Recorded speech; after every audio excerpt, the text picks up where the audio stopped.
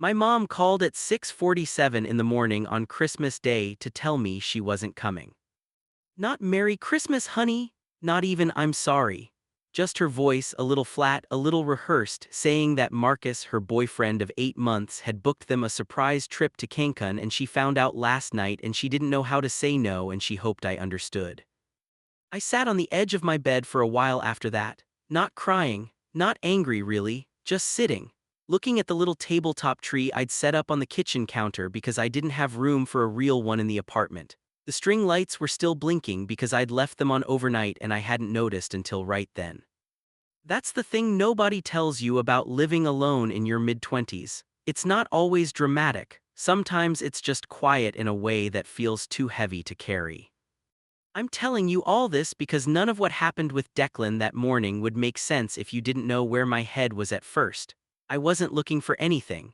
I wasn't in some hopeful holiday movie headspace where I was open to magic or coincidence or whatever people call it when the universe decides to mess with you. I was just a 26-year-old gay man in a 600 square foot apartment, wearing socks that didn't match, staring at a blinking plastic tree and trying to decide if cereal counted as a Christmas breakfast. I'd met Declan 4 months earlier in September when he moved into the unit directly across the hall. He knocked on my door the first night, which by the way nobody does anymore, people just move in and you figure out each other's names from the mailbox labels eventually.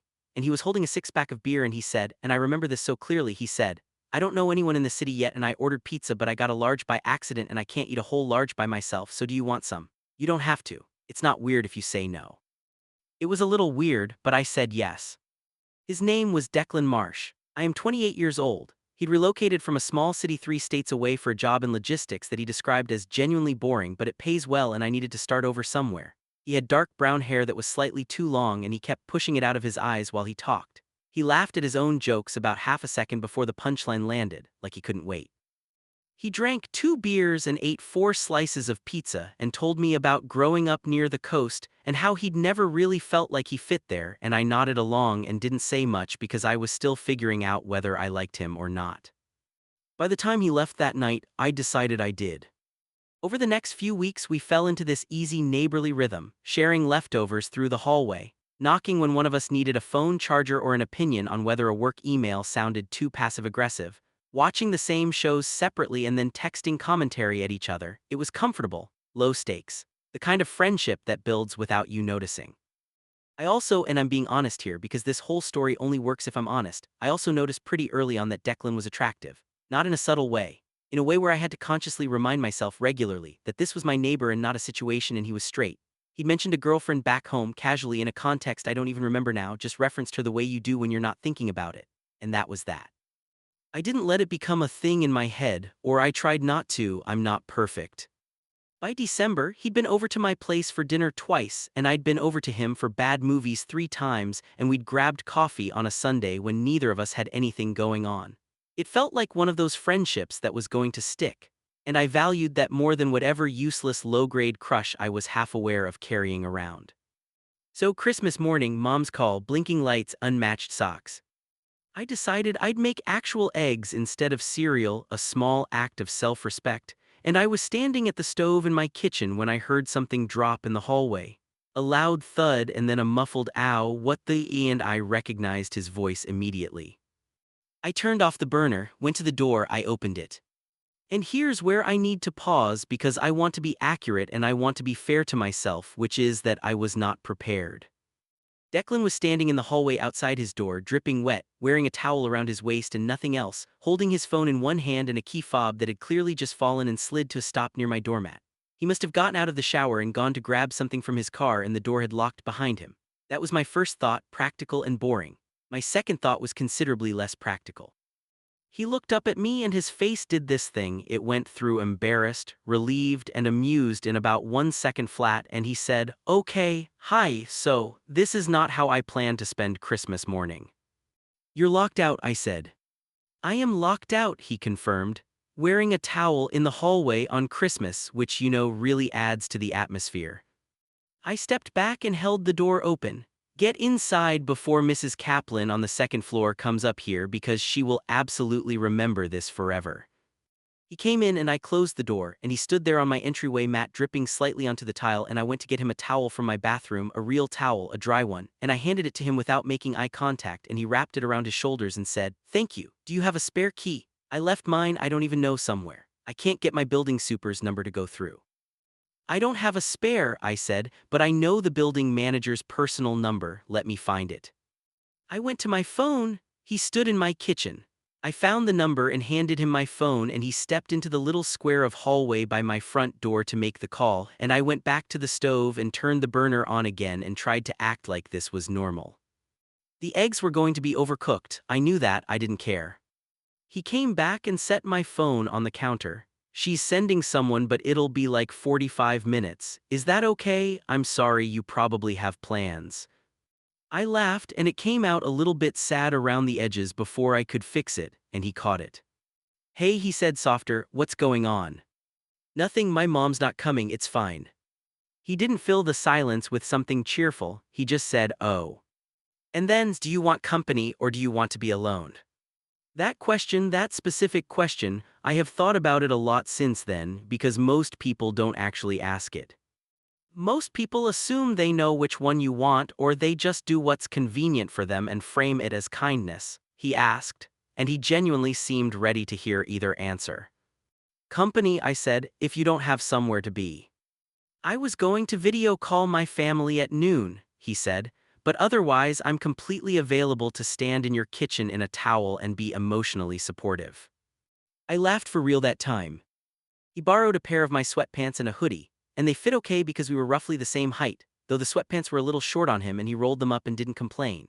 He sat at my kitchen table while I finished the eggs, and I made enough for two without asking, and he didn't comment on that either, just got up at one point to find mugs for coffee without being told where they were, because he'd been here enough times to know. We ate and it was easy, that's the only word for it. It was easy in a way that should have felt ordinary but didn't, not that morning. At some point the conversation found its way to family stuff, the way it does when you're trying to explain why a holiday hits weird, and I told him a little more about my mom, about how she'd been doing this thing for a few years now where she'd pick whatever guy she was seeing over whatever she'd already promised me, and I'd gotten good at adjusting but I hadn't gotten good at not minding, and I was still working on the difference between those two things. He listened, he didn't try to solve it, he said, "That sounds lonely," and didn't add anything to cushion it. "It is," I said, "sometimes." "I get that, different reasons, but—" He turned his coffee mug in his hands. "I wasn't exactly close with my dad growing up, and I still don't really know how to talk to him. Family stuff is just, it's complicated." "Your dad's?" "Yeah." He shrugged, but not in a dismissive way, more like he was trying to find the right way to say something. He had a lot of opinions about who I was supposed to be. I spent a long time trying to be that person, and then I kind of stopped trying, and we never really recovered from that. I nodded. I thought I understood what he was saying, the way people have expectations of you that you can't meet because meeting them would mean becoming someone else. I'd been through my own version of that since coming out years ago, and I thought, okay, Declan probably has his own family tension version of a different story, and I didn't push. We moved to the couch eventually. He found a Christmas movie on streaming, one of the cheesy ones which he picked on purpose, I think, to lighten the atmosphere, and we watched it with the kind of running commentary that people only do when they're comfortable enough to be stupid in front of each other. He did voices for the background characters. I kept predicting plot points correctly, and he kept acting personally betrayed every time I was right. It was around 11 when the movie ended, and his locksmith called to say they were downstairs. He got up and I got up, and he grabbed the little pile of his wet things, towel, phone, key fob, and he stood at my door for a second in my borrowed clothes, and he said, "Thank you, this was actually a really good morning, considering." "Yeah," I said, "it was." He looked at me for a moment, not a long moment, but long enough that I noticed it and then immediately tried not to read into it. "My family call is at noon," he said. "You want to come over after? I'm not doing anything the rest of the day, we could order food or whatever." "Yeah," I said, "okay." He nodded just once and then he was gone. I closed the door and stood in my apartment, and the blinking tree was still going, and I felt something I hadn't expected to feel that morning, which was okay, not just fine, actually okay. I know what you're thinking that's the moment, but it wasn't, not yet. Because here's what happened next. I was in the shower when my phone buzzed with a text from a number I didn't recognize at first, and when I got out and looked at it I realized it was Declan texting from his actual phone instead of mine, which meant we'd never exchanged numbers on our own phones before, only through borrowed devices and door knocks. And the text just said, "It's Declan in case you didn't have this number. Also, I have your hoodie." I saved his contact. I texted back, "I know who it is, keep the hoodie." Three dots, then are you sure it's really soft? It's yours now, Merry Christmas. A pause, then a Christmas tree emoji, then see you at noon. I put my phone down and smiled at it like an idiot, and the tree blinked at me, and I thought, okay, you need to get yourself together because this is your neighbor and he is straight and this is not a thing. Except here is what happened at noon. I knocked on his door, he opened it. He was wearing my hoodie. He'd put his own jeans on finally, and he looked comfortable and a little tired and genuinely pleased to see me, and he stepped aside and said, "Come in." I set up the laptop for the call. I sat on his couch while he called his family. There were 4 siblings on the screen, plus his mom, plus a chaos of dogs and someone's kid running through the background every few minutes, and they were loud and funny, and they spent about 10 minutes asking Declan questions before one of his sisters noticed me and pointed aggressively at the camera and said, "Who's that?" Declan turned to look at me like he'd momentarily forgotten I was physically present, and then he said, "That's my neighbor, Eli. We're close."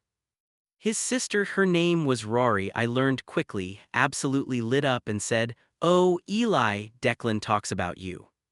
Declan said Rory in a warning tone. Rory said, "What? He does. He literally called me last week and told me about the thing with your car and the parking lot, and you were really nice about it." "We can talk about this later," Declan said. "He said you were his best friend here," Rory said, apparently impervious to warning tones. "In like 3 months, which is fast for Declan, he doesn't usually." "Rory, I swear." "Hi, Eli," said Rory, waving directly into the camera. I waved back. I said, "Hi, he's told me a lot about you too, all good things." "He says that because you're nice," she said, unlike Declan. The rest of the call was chaos in the best possible way. His mom asked me gentle questions about where I was from. His youngest brother showed me a video game he'd gotten for Christmas in a way that required holding the console up to the camera for 4 minutes. His other sister, who was a lot quieter than Rory, said at one point, softly but clearly enough that I heard, "He seems good, Dec, you both do." Declan said, "Thanks me," in a voice that was quieter than the rest of the call had been. After they hung up, there was a moment of quiet that felt thick somehow. He closed the laptop and turned on the couch to face more toward me and rubbed the back of his neck, a thing I'd noticed he did when he was thinking through something, and I waited. "Sorry about Rory," he said. "She's hilarious," I said. "I love her. She has absolutely no filter." "Neither do I," so I smiled. He smiled back, but he was still rubbing his neck, still somewhere in his own head. And then he said, without much preamble, without building to it in a neat or organized way, "I didn't really tell my family I was moving here for a fresh start. I mean, I told them the job part, which is real, but I didn't tell them the whole thing." I waited. "My ex," he said, "the girlfriend I mentioned, we were together for 4 years and it ended like really badly, not because of anything she did, she's great actually. It ended because he stopped, started again. I did something I'm not proud of. I wasn't honest with her for a long time, and when she found out she was devastated, and she deserved better than what I gave her." He wasn't looking at me directly, he was looking at the middle distance somewhere between us. "I'm sorry," I said, and I meant it simply. "It's fine, I mean it's not fine, but I'm working through it." He finally looked at me. I want you to know that because I feel like you should." The air in the room changed in a way I couldn't quite name. My heart was doing something inconvenient. "Okay," I said carefully, "I appreciate you telling me." He nodded, and then, like he'd made a decision, he said, "I wasn't honest with her about who I was. Not about the big stuff, I don't mean like personality stuff, I mean, I wasn't honest about what I wanted, and who I was attracted to." The room was very quiet. I didn't move, I didn't say anything clever. I just looked at him and he looked at me, and I could see it was costing him something to say this, to lay it out in the open like this. He said, "I've never said that to anyone in person before." "How does it feel?" I asked. He thought about it. "Terrifying," he said, "a little bit like I can breathe." I nodded slowly. "I'm not saying this because of," he stopped, shook his head. "I don't want you to think I'm saying this because of some expectation or agenda or whatever. I trust you, and you've been really honest with me since we met, and I've never given you the same back, and that's felt wrong." "Thank you," I said, "for trusting me." He let out a long breath through his nose. "Can I ask you something?" I said. "Yeah." "The thing you weren't honest with her about, is that something you're still figuring out, or is it something you know?" He thought about this, a real, genuine pause, not dramatic, just honest. Then, "I think it's something I know, I've known for a while, He made a small gesture with his hand that meant I don't know how to say the rest of this out loud yet, still getting used to saying it. I thought about that morning, the towel, the coffee, the Christmas movie, his sister saying you both seem good, the hoodie still on him. "You don't have to say any more than you want to," I said, "ever." He looked at me with something that was softer than I expected from him, more exposed. He'd always been warm and funny and easy to be around, but I'd never seen this layer of him before, this quieter, more uncertain Declan who was feeling his way through something enormous. "Eli," he said. "Yeah. I've been trying to figure out since September how to talk to you about this, and it never felt like the right time, and I kept thinking I'd wait until I had it more figured out or more sorted or, I don't know, more resolved. And I don't think it's going to be more resolved," he said. "I think it just is what it is." Somewhere outside, a car honked. A neighbor down the hall turned on music briefly and then turned it off. The building settled in the cold. "What do you want, Declan?" I asked. And I said it as gently as I could without pressure because I genuinely needed to know, and I genuinely needed him to know that his answer was safe here. He looked at me for a long time. "I want to stop pretending I don't know," he said. I let that sit. "That's enough," I said, "for today, that's enough." And I meant it, I genuinely meant it. Because here's what people don't understand sometimes: the beginning of a person finding their way to honesty is not the moment to run toward them and flood them with every feeling you've been carrying. It's the moment to just be there, to hold space steady so they don't feel like they've just jumped off a cliff. We ordered Thai food, we ate on his couch. We watched another movie, and this time neither of us did voices or running commentary, and it was a different kind of comfortable than the morning had been, more real somehow, like the air had been let out of something and what was left was easier to breathe. He fell asleep on the couch about halfway through the second movie. I stayed until it ended, and then I turned off the TV and sat there for another minute in the dark, listening to him breathe, and I thought about my mom's call that morning and how at 6:47 am I had been sitting on the edge of my bed feeling like the day was going to be a hollow thing to get through. And now it was almost 10 at night, and I had spent Christmas with someone who had just told me the truest thing he'd ever told anyone in person, and I felt something in my chest that I didn't have a tidy word for. I wrote him a note on a piece of paper from my jacket pocket and left it on the coffee table where he'd see it when he woke up. It said, "Went home, thanks for today, it was a good one, E." I crossed the hall, I closed my door, the little tree was still blinking. I texted him, "You're still wearing my hoodie, by the way." Then I turned off the light and went to bed. In the morning, he knocked on my door. He was holding a paper bag with 2 coffees from the place down the street. He was still wearing the hoodie. He said, "I read your note." I leaned against the doorframe. "Yeah." "Yeah." He held out one of the coffees. "Also, I didn't want to wait until I had things more figured out to do this either." I had coffee. He said, "Is it okay if I come in?" I stepped back, hold the door open. He came in. That was December 26th. We spent the rest of the week mostly together, not with any label on it yet, not rushing anything, just present with each other in a way that felt significant without being announced. He talked more, a little at a time, about what he'd been carrying. I talked more about what it had been like for me coming out years ago, the messy parts, the things I wish someone had told me. We went for a walk on New Year's Eve because neither of us had plans and the city was cold and lit up, and we walked closer together than neighbors usually do, and at midnight someone nearby set off a firework illegally, and we both startled and then laughed, and his hand found mine in the dark and he held onto it like it was a decision, not an accident. I am aware that this doesn't have a neat ending with a bow on it. We didn't have some big confessional kiss on Christmas morning. He didn't know exactly who he was yet, and I didn't push him to figure it out on my timeline. It was messier than that, and slower than that, and more uncertain, and honestly, more real. But here's what I think about. I think about how I almost didn't open my door that morning. I heard the thud in the hallway, and for a second I thought, it's early, it's Christmas, it's probably nothing. and then I heard his voice and I went. I think about how small that decision was. How I wasn't hopping for anything, wasn't looking for anything, wasn't in some open-hearted holiday state ready for the universe to do something.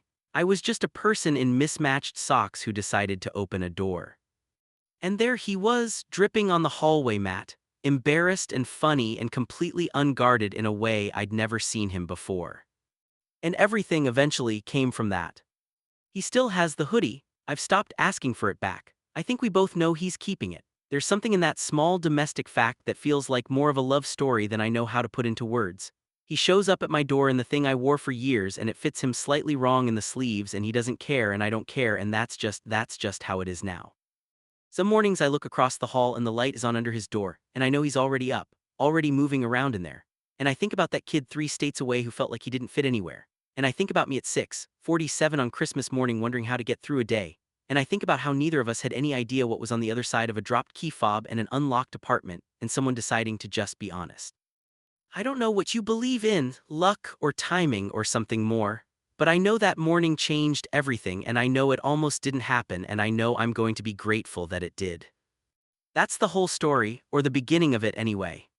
The rest is still going.